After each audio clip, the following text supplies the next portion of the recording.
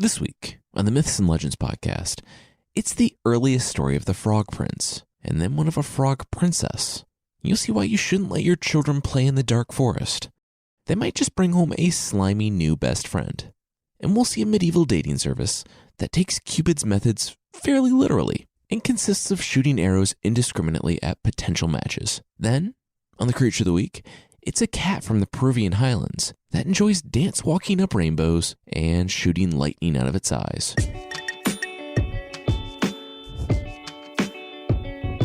This is the Myths and Legends podcast, episode 64, Warts and All. This is a podcast where I tell stories from mythology and folklore. Some are incredibly popular stories you think you know, but with surprising origins. Others are stories you might not have heard, but really should. The frog story is so well known that I completely wrote it off, even before looking into it. I mean, a princess meets a frog, kisses him, and he turns into a handsome prince, and they live happily ever after. Except, and I'm surprised I was surprised by this, that's not the original story. The original, though brief, is hilariously bizarre. I loved it, and something really unexpected happens. Then, we're going to talk about a story I've received a lot of requests for, The Frog Princess. From the same collections as the stories of Baba Yaga, Ivan and the Wolf, Vasilisa the Beautiful, and The Fool and His Flying Ship, comes the story of a frog that was made princess. And not only is it a fun story, but we get to meet some of our old friends from Slavic folklore. Anyway, the first story, that of the Frog Prince, was originally collected by the Grimm brothers in the 1800s.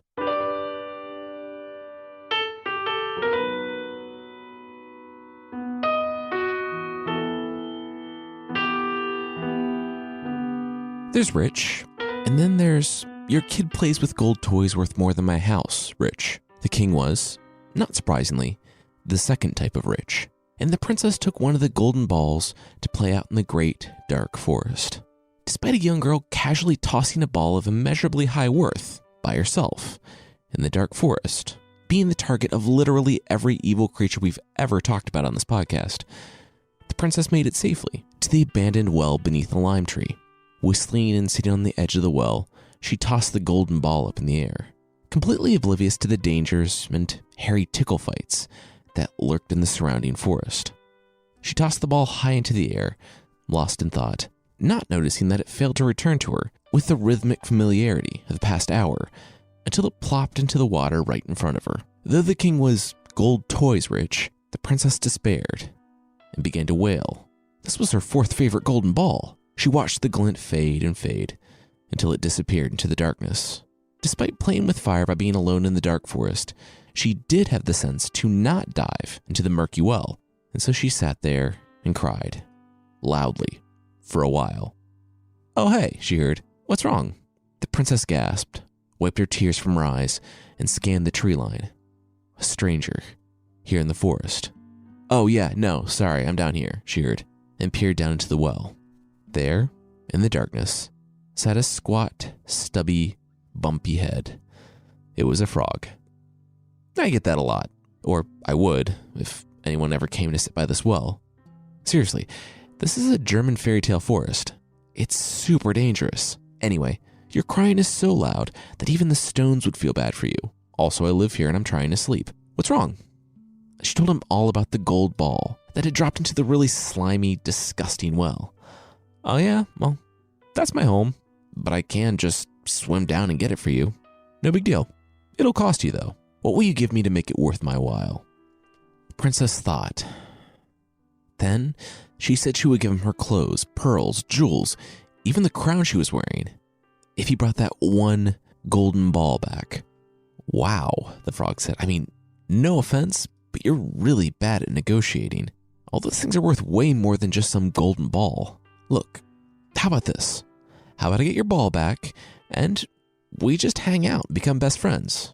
We'll eat together, I can sleep on your pillow and drink out of your cup and all that. You know, all sorts of cool best friend stuff. I mean, you said it.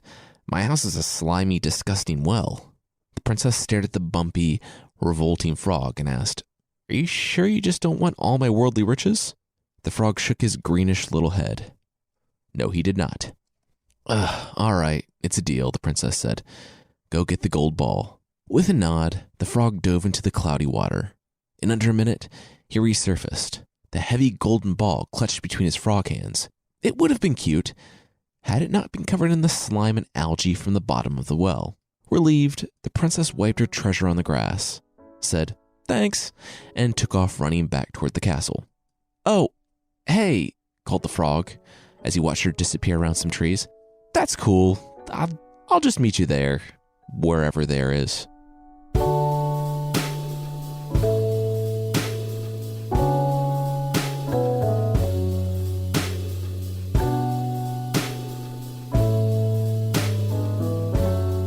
"Hey, sweetie, why is there a talking frog at the door, claiming that you told him he could live here?"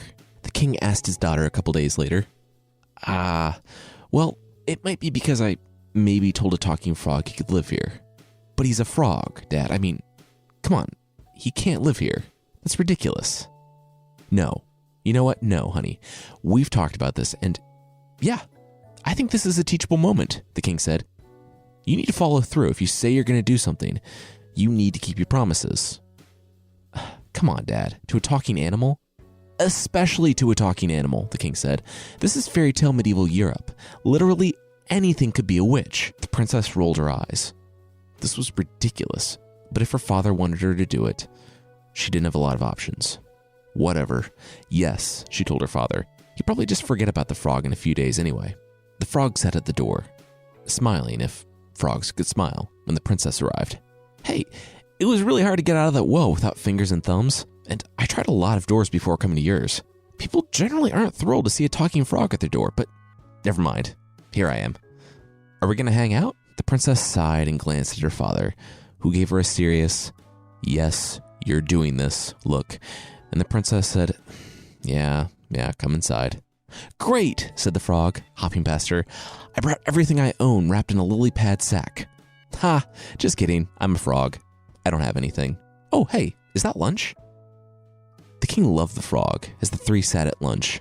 The princess might have liked the frog, who sat by her plate, chatting jovially, if he hadn't been eating off of her plate, per their deal, and sliming everything he touched. The princess pushed aside the plate in exasperation and stormed out of the room. The frog watched her go and shrugged. He didn't know what her problem was, but said aloud, "More for me," and the king laughed. After the king had to go do king stuff, the frog hopped down the hall until he found the princess in her room. She was bathing, so he didn't bug her. He just went through all of her stuff, leaving nasty little frog prints on everything.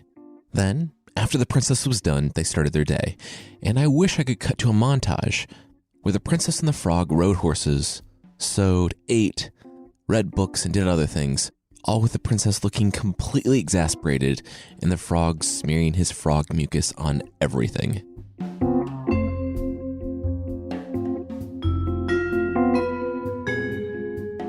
"I tried out both pillows and I like this one," the frog announced at bedtime. "There's slime all over mine," shouted the princess. "Oh yeah, sorry about that. We frogs are naturally moist animals, and just FYI, it's not really slime. We're cool, but frogs don't like it when you call it slime. We actually secrete a layer of mucus to breathe." "Oh, that's so much better," the princess said. "Just stay on your side, okay?" "No problem. Good night, new best friend." "Don't call me that," the princess said. But I'll wing you over. You'll see," the frog replied as he stretched out comfortably on his new pillow. "No, you won't. I hate you," the princess said, without opening her eyes. "Our first fight," the frog said. "This is so us." "Oh, probably not a good time to bring this up, but I'm a frog and, well, we get up at night to croak incessantly. I'm usually nocturnal, so I'm working on getting that turned around so we can hang out all the time. But yeah, I'm going to be croaking. I don't know, like every 45 minutes-ish. I'll try to keep it down. Oh, here it comes." It was not pleasant, and the princess wrapped her pillow around her head until it finished. Though she kept hearing the frog shifting, rubbing his frog mucus on her pillow, trying to get comfortable, and hogging a surprising amount of covers, she finally fell asleep. For about 45 minutes. She woke to the frog sitting on his pillow, again croaking very loudly, half asleep, half consumed with blind rage. She didn't think about what happened next until after she had done it, and then she was pretty happy about it. She seized the frog, squeezed his slimy, warty little frog body and flung him as hard as she could across the room, his body splatting against the wall in the dark. Finally, there was silence. She wiped her hand on her covers and threw his pillow off the bed, laying down to a blissful sleep at last. She had killed the frog and would no doubt be punished, likely forced to scrape his splattered frog bits from the masonry, but it was worth it. The obnoxious frog was gone. Hey? She heard from across the room. Her eyes snapped open. No, it was impossible. The frog could not have survived that. Sitting upright, she saw that the frog had not survived the throw. There, on the other side of the room, was not the nice but obnoxious frog, but rather a human prince. What was going on? As it turned out, the prince didn't know either. And yeah, the classic story of the princess kissing the frog and the frog turning into a handsome prince, in the earliest versions, the princess was so fed up with her new compulsory best friend that she threw the creature against the wall in an attempt to kill him. And that's what led to him turning back into the handsome prince. He had been cursed by a witch. The grim version doesn't go into why, though when do fairy tale witches ever need a reason to curse someone? It was just an evil witch doing your standard issue evil witch cursing. After both the prince and the princess convinced the king that the prince had been the frog and not some guy that just snuck into his daughter's room, the king let the prince stay in the castle. Let's pretend the princess had any say in the matter, and over the following weeks they fell in love and decided to marry. Though the story just says that the father agreed that they should be married. The prince sent a message to his old kingdom that he was alive and not an amphibian, and they sent his most loyal servant, Iron Henry, to pick him up. The prince was surprised by the name Iron Henry. When he had a run-in with a witch, the man was just known as Henry. The prince hugged his servant, who was weeping with tears of joy, and asked him why he was now named Iron Henry, maybe having his fingers crossed that he had been taken captive and had built a medieval Iron Man suit in a cave. The answer was not as cool, but just as unlikely. When the prince transformed into a frog and hopped off to live in a well in the dark forest, Henry had taken ill, and the, let's say doctor, diagnosed him with a broken heart. Acting quickly to save Henry's life, the doctor had a blacksmith fashion iron bands, and in likely the very first open heart surgery in non-recorded history, the doctor wrapped Henry's heart in iron bands to keep it from breaking. With it in place, Henry would be, at times, intolerably sad, but his heart would not break, and he would survive until the day his prince returned. That day was today. And not only had his prince been saved, but he had met someone, and the kingdom would not only have a returned king, but also a queen. As Iron Henry and the couple rode away, they heard something metal strain and break. The prince told Iron Henry to pull over. Something had broken on the carriage. Iron Henry just laughed. "No, sire, the carriage is fine," he said. Those were the bands on his heart breaking. His heart swelled with joy, and quite possibly a serious cardiac condition, and had broken the bands. He no longer needed them. His prince was back, and he would be eternally happy. "Oh, okay," the prince said. "Hey, Henry, you should probably see a doctor. It's not remotely normal to have your heart increase in size all Grinch style like that, and it's probably fairly hazardous to have shattered iron bands just knocking around your body." And with that, they continued on their way.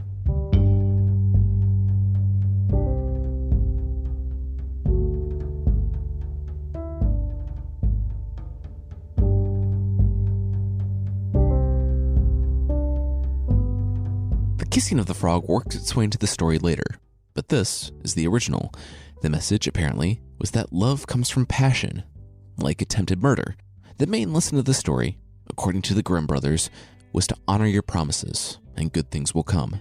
I'm not sure if the prince knew the way to break the curse, or if he was just enjoying his life as a frog in the city. That him being who he was led to him being thrown against a wall, and subsequently saved from the curse. It's not like there's a lot of consistency or rules when it comes to fairy tale magic, and that's not a criticism at all. I love the arcane, mysterious magic, but when it comes to folklore, it's not even like that. Quote unquote, "because a witch said so," is often enough to justify any sort of plot twist. Anyway, the Frog Prince story is, in general, one of the most famous versions of the story. People with knowledge of folklore, though, know that there's also a story of a frog princess from Russian folklore. And even more exciting is that we're going to meet some of our old friends. That will be right after this. All right, now back to the show.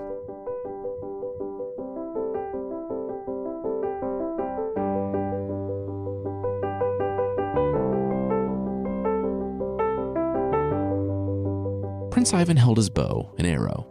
This was weird. It was time that he and his two brothers chose wives. But this was more like the wives were choosing them.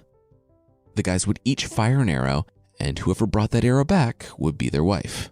Also, if you're wondering if this is the same Prince Ivan that we've seen before, it's not. I should say, though, that the explanation I mentioned way back in that episode with Ivan and the wolf was kind of wrong. Since then, I've dug into Slavic folklore and learned that Ivan was just kind of a stock fairy tale character name, like Hans in German or John in English. So Prince Ivan is of no relation to any other Prince Ivan. I know I've talked about this in a member episode, but I can't remember if I've mentioned it in the main feed yet. Anyway, the king stood behind his sons, proud that this day was finally here.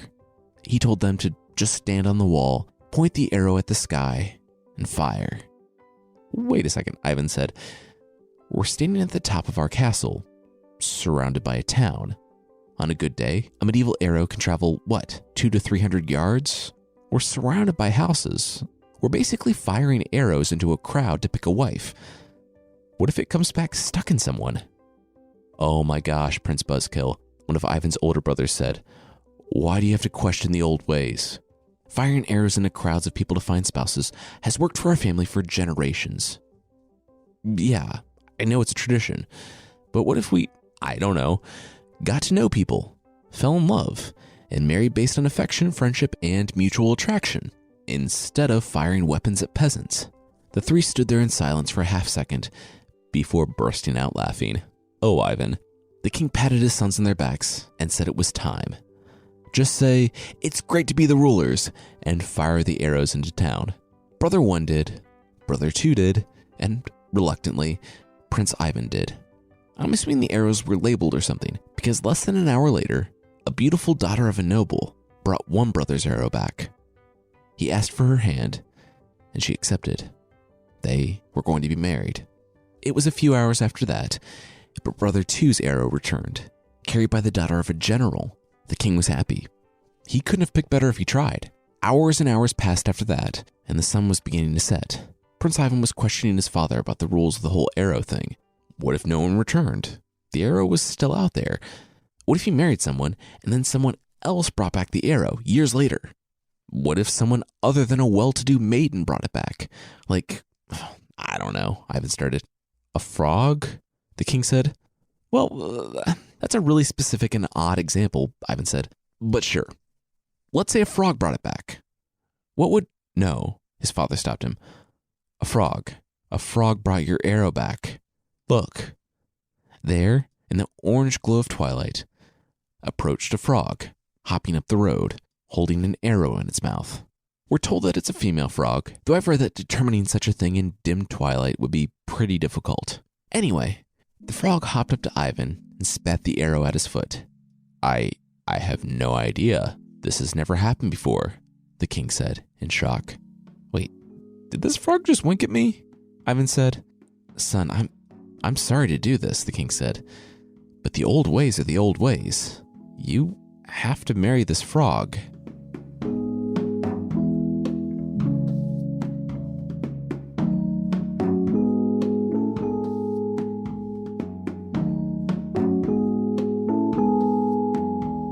It was a tasteful wedding, with the two older brothers marrying the beautiful and human daughters of the noble and general, respectively. Maybe out of a joke, maybe out of respect, I'm not sure, but someone made a nice little veil for the frog, and the king had a servant hold her on a plate next to Ivan at the wedding. The ceremony complete, all the princes were commanded to kiss their brides, and Ivan really hoped that it was that type of story. It was not, and he kissed the frog. I'm not sure what the married life for a prince and frog looked like, but life went on for the three couples, who all lived in the castle together. Sidebar, some stories have it where the frog talks to him. In the majority, she's just a frog, and the prince is forced to marry her, no questions asked. So she doesn't talk, she just sits there. Anyway, the king, wanting to get to know his new daughters-in-law, gave them a task. They all had to make him a gift. Okay, Dad, Ivan said. Seriously, this is a joke, right? I mean, you make me marry a frog, and now you're making her compete with humans for your affections? Son, I look forward to seeing what your wife makes, replied the king. He turned to his frog daughter-in-law and nodded at her. Always a pleasure, dear. the frog croaked. After the king left, Ivan looked down at his wife and groaned. He had stopped talking to the frog weeks ago. He left the door open in hopes that she would just hop away and get eaten by something, just so he could be out of this surreal, ridiculous nightmare. But she just hung around the house. Now she needed to give a gift to the king? This whole thing was just dumb.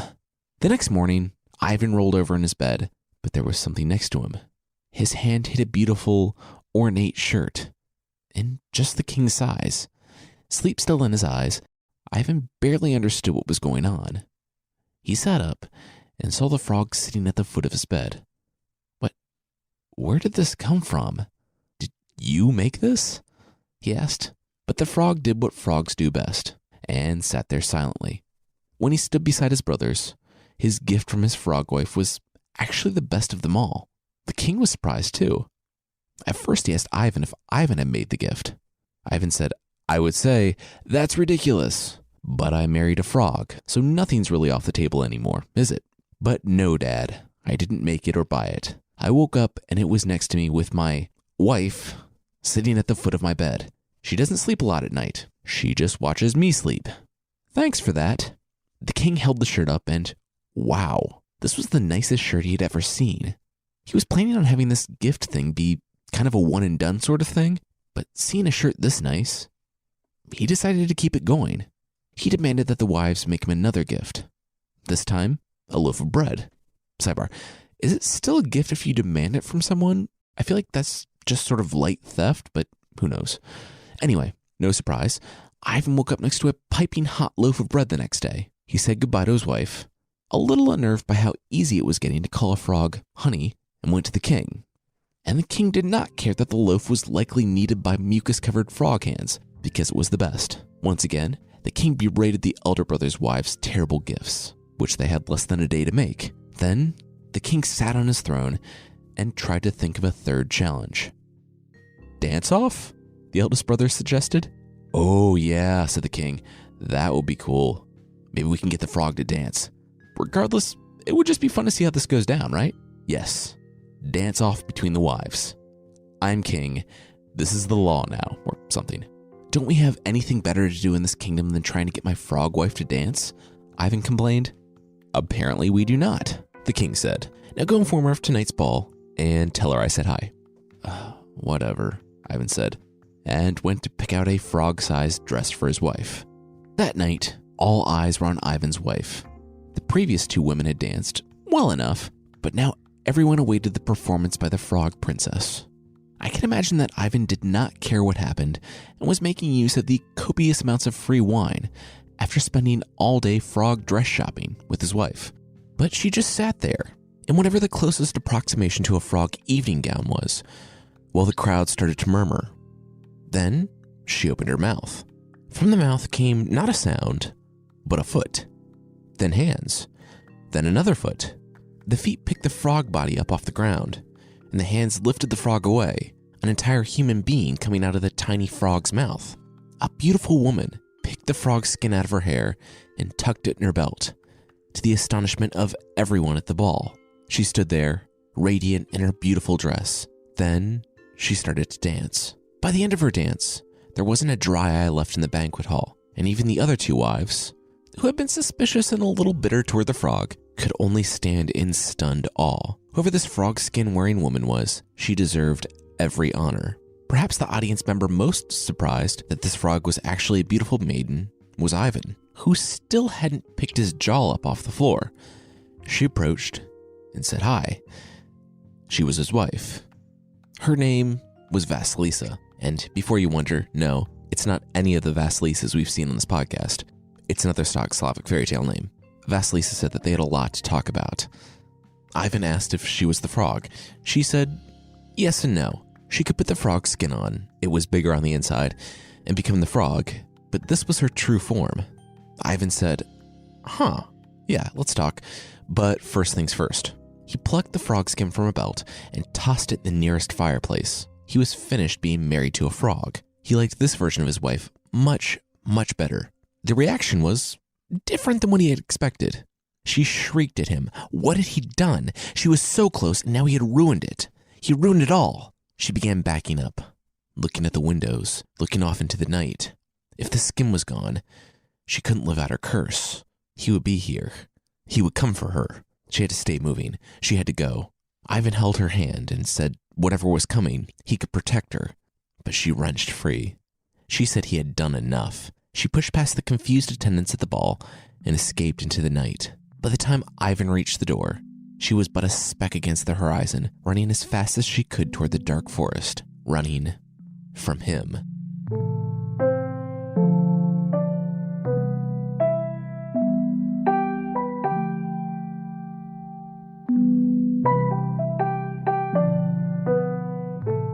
Sitting alone in his chambers that night, Ivan was forlorn. On one hand, the frog was gone, and that had been everything he had wished for over the past few weeks. On the other hand, the frog was secretly a beautiful princess, and he had somehow screwed everything up. Maybe even doomed her, though she didn't stick around long enough to clarify. She had looked like she was in trouble, all because Ivan had burned the frog skin. Unable to sleep, he knew what he must do. He had to go find her and see if he could help.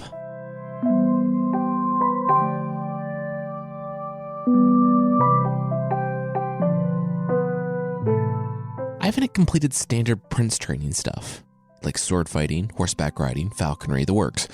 But now hundreds of miles from home, the armor was hot, and he was sore from riding, and he had only ever used his sword with a tutor and his bow to find a frog wife.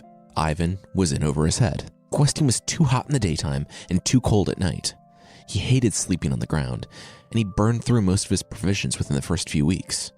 Now he was rationing what little he had left, and he was constantly hungry. Not to mention stressed by the all-pervasive anxiety that everything out here seemed like it was trying to kill him. All in all, epic quests were pretty terrible, and Ivan just wanted to go home. Then he met a wizard. In a move I wouldn't recommend, Ivan dismounted his horse and approached the hairy old wanderer in the middle of the road. It was the only person he had seen for days. So he had to stop and see if the man knew anything of Vasilisa. The wizard narrowed his eyes. Yes. He knew about Vasilisa. Jerk. Oh, great. Wait, what?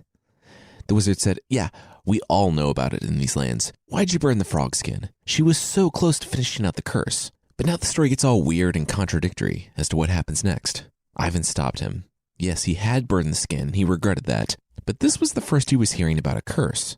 Oh, yeah, well, when Vasilisa came of age, she was smarter than her dad, a powerful wizard. So he cursed her to live as a frog for 3 years, the wizard said. Wow, he cursed a woman just for being smarter than him? That's pretty heavy-handed even for folklore, Ivan said. Yeah, tell me about it, the wizard agreed. Anyway, from what I hear, she liked you quite a bit, before you cursed her curse or whatever is going on here. I'm going to help you out. Here's a magic ball. You drop this, and it will lead you to whatever you desire. So if you want to find Vasilisa, it will show you the way to find her. Ivan held the ball in his hand. He could already feel it wanting to move down the road. He dropped it, and it took off. He thanked the old man and rushed off after it. Okay, so while Ivan is following a ball to the woman he loves, we're going to step back and talk about the story. This is where things start to get confusing. Nearly every version of this story is different, and I'll list all the differences on the website, but I'm just going to go with the most popular, simplest path, and that will lead us to retreading some things. If you listen to some of the previous, yet unrelated, Prince Ivan stories, there are times where, on his journeys, he'll meet some talking animals who beg him not to kill them. The Ivan of this story met a bear, a drake, which is either a dragon or a duck, I'm not sure, I'm going to go with dragon, and a hare. And even though he was painfully hungry, he did not kill them.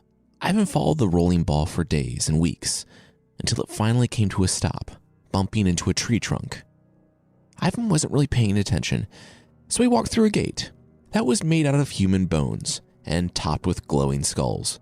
It also took a bit of time to realize that the ball wasn't trying to climb a tree, but a giant chicken leg. Prince Ivan had arrived at the house of Baba Yaga. If you haven't heard the previous episodes, Baba Yaga is a famous witch from the folklore of Russia and Eastern Europe. She lives in a hut on chicken legs, has iron teeth, flies around in a mortar and pestle, and sometimes eats people. She's a wonderfully weird and enigmatic figure, and I listed her other episodes in the show notes. Anyway, Ivan arrived at the home of Baba Yaga, and seeing as entering the home of the infamous witch would get him one step closer to ending this exhausting quest, he left the ball hitting the talon and climbed up the rope ladder. Now, most of the time, Baba Yaga makes a grand and terrifying entrance in the forest, sweeping past the hero on her flying mortar. Today, however, was Baba Yaga's day off. She was relaxing on her warm oven, shirt off and long, pendulous breasts flung over a hook on the ceiling. Feet up, she was relaxing and sharpening her iron teeth when Ivan stepped through her doorway. Both were surprised. Maybe Ivan knew what he was doing, or maybe he was just a prince and used to a certain degree of complete devotion on behalf of his subjects. He dropped his pack and said, "Is this how you treat guests, old woman? I walk in and you don't offer me anything to eat or drink?" Baba Yaga took the file out of her mouth and set it down in the oven before cracking up laughing. She said, I like you. Most people cower in terror. This is a nice change." Ivan shook his head as Baba Yaga put a shirt on. "See, I hear a lot of talking, Baba Yaga, but not a lot of good hospitality." Baba Yaga's laughing reduced to a chuckle. "All right, buddy, don't push your luck."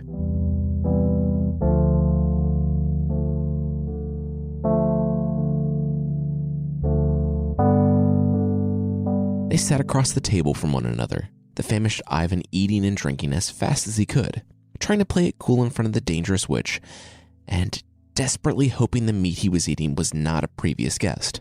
They got around to talking about Vasilisa, and Baba Yaga just looked at the ground in sadness. Yeah, Vasilisa used to live here for a time. Baba Yaga took a liking to the girl and taught her everything she needed to know. That father of hers found her, though, and turned her into a frog.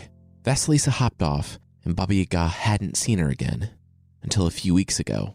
Vasilisa had come in terror. Some Ivan doofus had messed up the whole thing, and now Vasilisa was terrified not just of her father, but of some new boogeyman that haunted the forests. Baba Yaga had been hearing more and more about this guy named Koschei the Deathless, who had returned from some great war and was now kidnapping young women. Ivan stopped eating. Questing was bad enough, but now he had to go even farther to face down some deathless sorcerer. This had stopped being fun a long time ago. Now it was just getting tedious. He didn't realize he had zoned out, and now Baba Yaga was sitting across the table from him with a stern, serious face. She began talking, and her iron teeth glinted in the light of the fire. She said that she wasn't charmed by his bluster when he walked in. She knew that he was Ivan, the Ivan that had messed things up for Vasilisa. The thing is, Baba Yaga said she liked Vasilisa, and she happened to know that Vasilisa liked Ivan.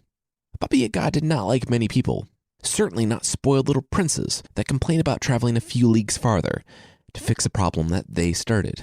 Ivan was lucky, though, because Baba Yaga knew a way to defeat the so-called deathless one.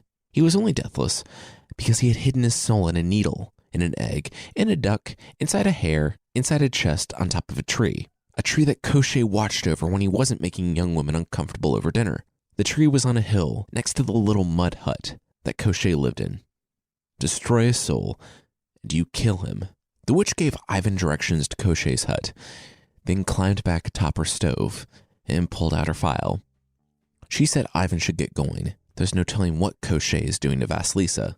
Baba Yaga said that she would be here, sharpening her teeth, ready to greet Ivan if he came back this way without Vasilisa. Ivan leapt from the table, running from the hut as fast as he could, with Baba Yaga cackling behind him. Days later, Ivan looked on Koschei's house from the safety of the forest. He could see shadows moving inside the house, but he had no idea how he was going to cover that much ground and get a heavy chest out of the tree. "What are we looking at?" he heard to his right. He jumped when he heard the whisper, and again when he saw what made the sound. It was a giant bear, laying on its bare stomach, looking at the chest in the tree. "What are you doing? Who are you?" "Well, I'm a bear," the bear said. "Yes, that much is evident, but why are you laying next to me?" "Oh, that's easy. A while back you saved my buddy's life, or chose not to kill him.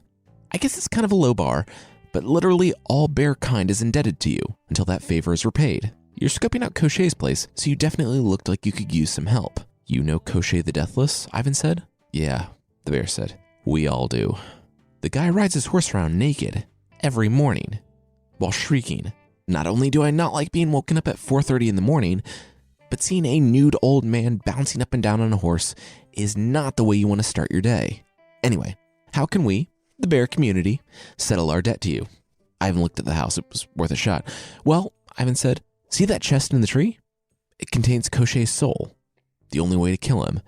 But I can't get it. Psh. You mean not only do we settle things with you, but we get to kill Koshchei? Consider it done, the bear said, and began lumbering over to the tree. While Ivan watched the bear cross the field, another animal took his place. It was a rabbit. You know, I never really hang out with bears, the rabbit said. They're super scary and eat us, but as we've been tagging along behind you, I got to know him. I think we're all going to hang out when this is over. Okay, cool, Ivan said. And you are? Oh, sorry, I'm a rabbit. It's the same deal as the bear. You didn't kill one of my friends, so all of rabbit kind is indebted to you. Same as with the drake flying above us. Ivan looked up. There was, indeed, a small dragon flying in the air above them. And how long has that been there? Ivan asked. Oh, well, we've been following you pretty closely for like a month, the rabbit said. I'm going to be honest with you. You're not great at this questing thing. Anyway, it looks like the bear's about done with that tree. The bear had been surprisingly quiet bringing down the tree, and as it creaked and snapped, the chest fell from the branches. It crashed to the ground and toppled down the hill. With a wave goodbye, the bear darted off into the forest. Ivan was about to go open the remainder of the chest when a rabbit burst forth from it. I got this, Ivan's rabbit friend said, and took off after the rabbit. Ivan began to worry until, 10 minutes later, a blood-covered duck flew from the trees. The dragon, fulfilling its debt, caught the duck and killed it, dropping it to the ground. Ivan cut it open and retrieved the egg as the rabbit was coming out of the forest. And the story doesn't address the moral implications for the rabbit, having just killed one of its own. But it gave Ivan the egg and then left to, presumably, think long and hard about its life choices. Holding the egg, Ivan was unsure of what to do next. The choice was made for him, as lanterns fired to life inside Koshchei's house. The deathless one knew his soul had been stolen. Koshchei flung open the door of his humble house, and his eyes darted to the tree, which had been torn from the ground. Koshchei assumed the worst, his assumptions confirmed, as Ivan stood in the field, holding the egg. Koshchei began to tremble, but his hand went to his sword. Ivan held up the egg to show Koshchei that he meant business, and was surprised to see the withered, deathless sorcerer rise from the air, in coordination with the egg. Ivan looked at the egg and shook it back and forth. Koshchei moved helplessly in the air in a corresponding way. Ivan had the egg and, thus, had complete control over Koshchei. That was a freebie. For the next couple of minutes, Ivan slammed Koshchei on the ground repeatedly. He whipped the deathless sorcerer through the surrounding forest, slammed his head half a dozen times against his own house, and then had an idea. Hey, Vasilisa, Ivan yelled. Come on out. I have something to show you. Vasilisa emerged from the house and saw her captor suspended high in the air by her estranged husband. She was confused, but happy, and ran to Ivan. They half embraced, Ivan still holding Koshchei in the air with the egg. Ivan said he was here to rescue her. But first, watch this. Ivan not so delicately moved the egg so that Koshchei was back inside his own house. Then, with Koshchei floating within the modest constraints of his house, Ivan shook the egg. For like 5 minutes straight. Inside, Koshchei crashed against walls and ceilings and windows and chairs and the stone fireplace. Everything for minutes straight. Outside, Ivan laughed. Ha, Ivan said. Hey, Vasilisa, scrambled eggs. Get it? That's very funny, Ivan, Vasilisa said. Not to take away your fun, but I've been this guy's captive for months and would like to never see this house again in my life. So can we just wrap this up and get out of here? Oh yeah, sure thing, Ivan said. Oh, well, it looks like you won't have to worry about seeing this house again. The pair looked, and the house was now on fire, Koshchei having knocked over a lantern in the chaos.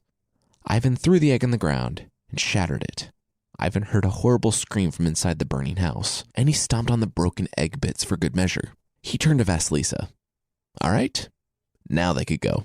The burning house illuminated the field behind them as they both climbed onto Ivan's horse and rode away, never to see that land again.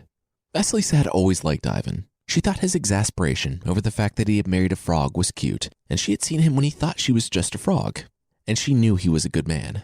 Ivan was awestruck that the wife he thought was just a frog was such a smart, funny, and all-around amazing woman.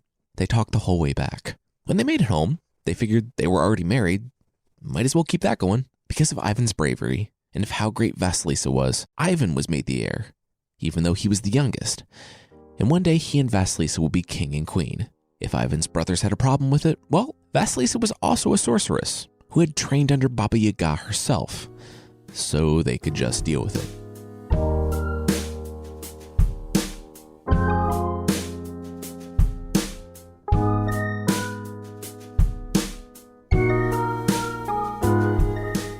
Sometime during their journey home, something stirred amidst the smoking remains of Koshchei's hut. In the ashes, under the charred wood, a bony, burned hand rose. Over the next several hours, Koshchei struggled from the remains of his house into the field where Ivan had been standing. His body pulsed with pain as he rooted through the grass until, just as darkness was about to fall, he found it. Luckily, his eyes had just grown back, and they were better than ever. He found the needle. Koshchei, careful not to touch it, cast a spell, encasing it inside an egg once again. He collapsed onto his side, clutching the egg in the fetal position. As long as that needle remained in one piece, inside the egg, and it didn't touch him, Koshchei would survive. He looked at his house, the one he had owned since before the war, before they did this to him. He would need to find another home, something a little bit more secure, maybe a castle. He rolled onto his back in the grass and rested. He would just need to wait for a leg, a foot, and most of his skin to grow back.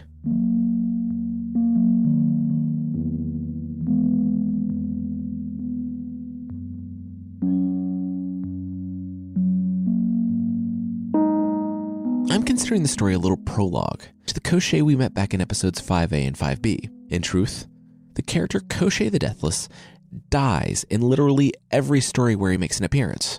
Him hiding his soul is the quote-unquote canon version, but there are times when he's just killed with clubs and swords. So in the real version of the story, he does actually die, but I wanted to keep things moderately consistent between his appearances on this podcast, so I kept him alive to die later.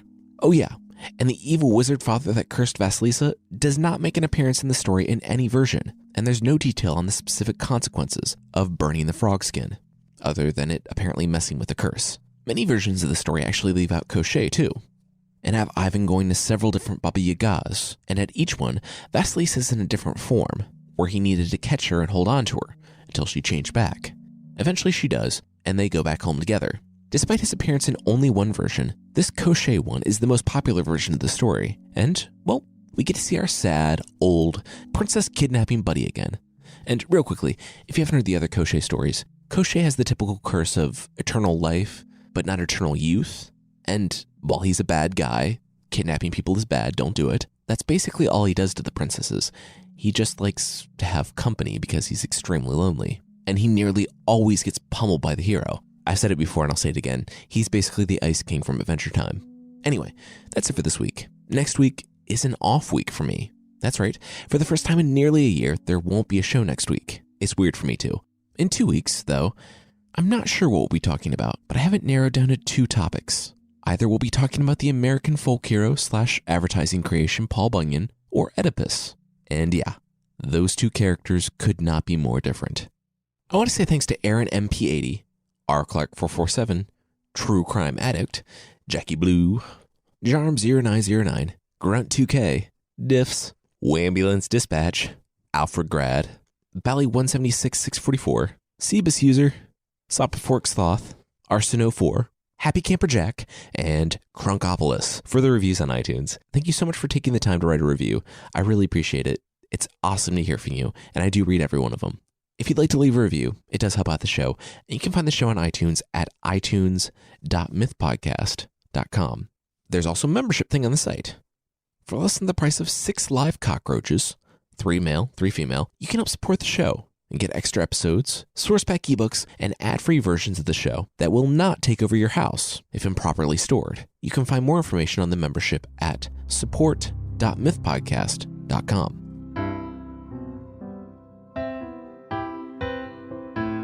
The creature this week is the koa from the folklore of the Quechua tribes in the highlands of Peru. It's a long, flying, gray and black striped cat that likes to climb rainbows. And while you might just break the internet by uploading a YouTube video of a long kitty cat doing the worm up a rainbow, you're going to want to get out of there pretty quickly. Because the koa does have other hobbies.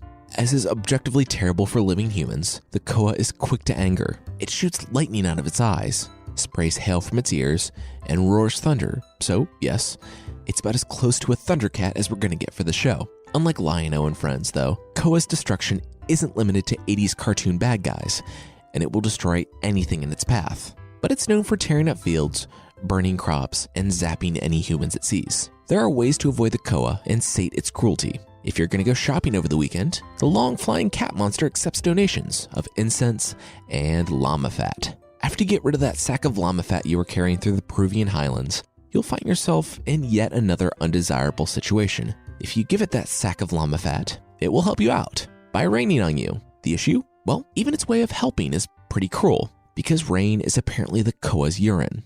So yeah, the next time you're caught in a rainstorm, that's apparently a magical Peruvian sky cat's way of doing you a favor, but still kind of being a jerk about it.